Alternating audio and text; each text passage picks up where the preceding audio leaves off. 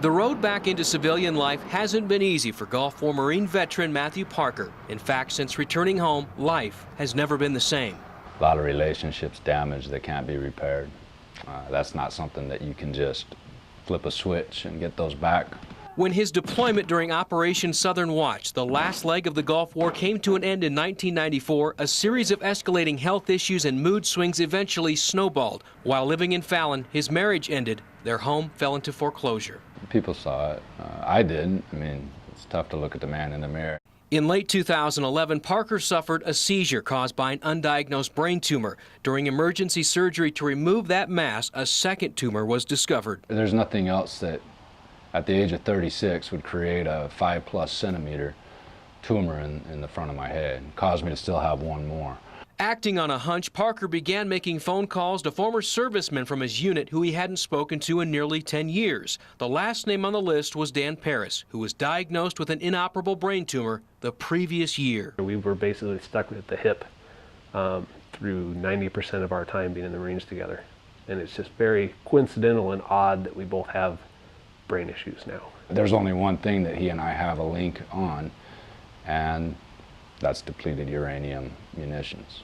Parker filed for disability through Veterans Affairs, citing exposure to depleted uranium as the cause to his health problems. The denial letter he received back was not only disappointing, it was insulting. You never ever were in these circumstances, never ever handled these things. There's no evidence of you. What's that like for you? It was devastating. It was enough. I just broke down in tears as soon as I heard it.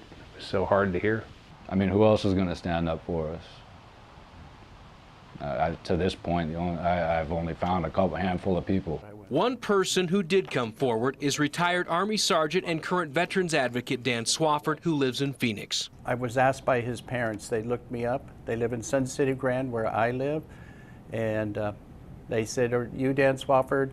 You help veterans?" I said, "Yes." And she said, "Could you help my son?"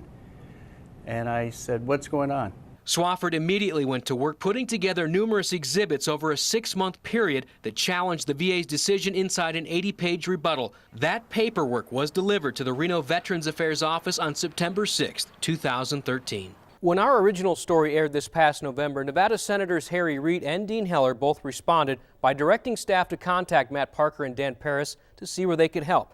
But things took an unexpected turn when Senator Reid's staff requested an update from Veterans Affairs in Reno regarding the status of Parker's rebuttal. A congressional liaison Veterans Affairs person in Reno, Nevada, who admitted losing the paperwork for Matthew. The file had disappeared. It's unacceptable, frankly, unacceptable. But there's a lot of things that are unacceptable today that we're trying to improve.